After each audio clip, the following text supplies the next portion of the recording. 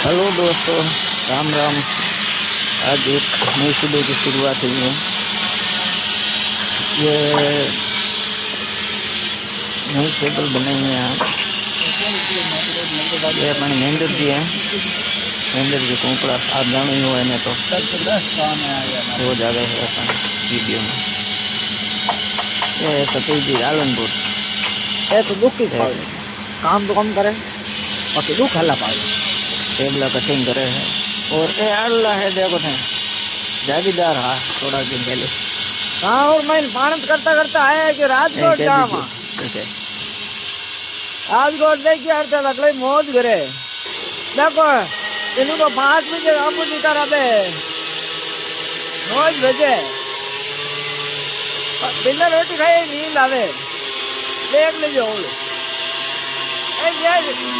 एकदार तीन चार एक आती अब आज तो मैं कहीं मैं खुद दे दीजिए।